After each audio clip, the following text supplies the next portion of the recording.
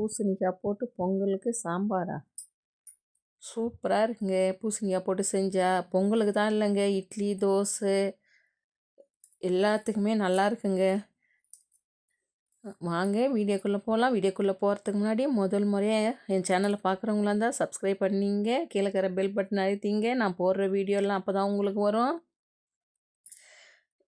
என் சமையல் எப்படி இருக்குதுன்ட்டு ட்ரை பண்ணி பார்த்து கமெண்ட் பண்ணுங்கள். வாங்க நம்ம வீடியோக்குள்ளே போகலாம். அரை கப்பு பாசிப்பயிறு, 1/4 கப்பு சாம்பார் பருப்பு. இதை நம்ம நல்லா கழுவிட்டு வந்துடலாம். பச்சை மிளகாய் ஒரு 2 கட் பண்ணி போட்டுங்க. பூண்டு ஒரு 4 பல், பூசணிக்காய் ஒரு 3/4 கப்பு, கத்திரிக்காய் 1 கப்பு, சின்ன வெங்காயம் இது போல் கட் பண்ணி எடுத்துங்க ஒரு 10 வெங்காயம், தக்காளி 1 கட் பண்ணி எடுத்துங்க, மிளகாய்த்தூள் 1 டீஸ்பூன் எடுத்துங்க, சாம்பார் பொடி அரை டீஸ்பூன் எடுத்துங்க, பெருங்காயம் சிறிதளவுக்கு, மஞ்சள் பொடி சிறிதளவுக்கு, தேவையான தண்ணி.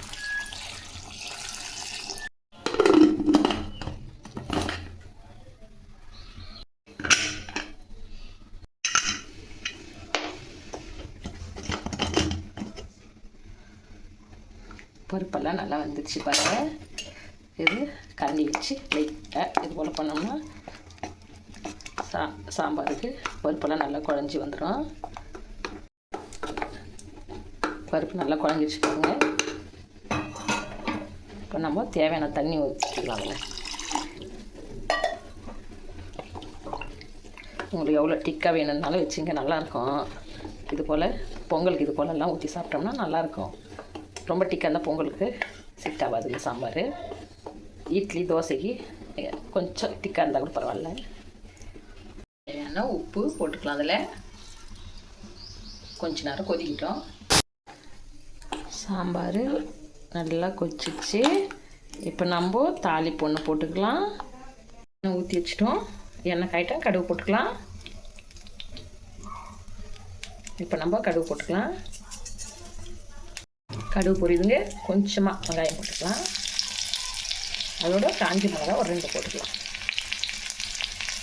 மிளகாய் வெங்காயம் எல்லாம் சிவந்துச்சுங்க. இப்போ நம்ம கறிவேப்பிலை போட்டுக்கலாம். நல்லா கறிவேப்பிலை வெங்காயம் மிளகாய் எல்லாம் நல்லா சிவந்து வந்துடுச்சுங்க.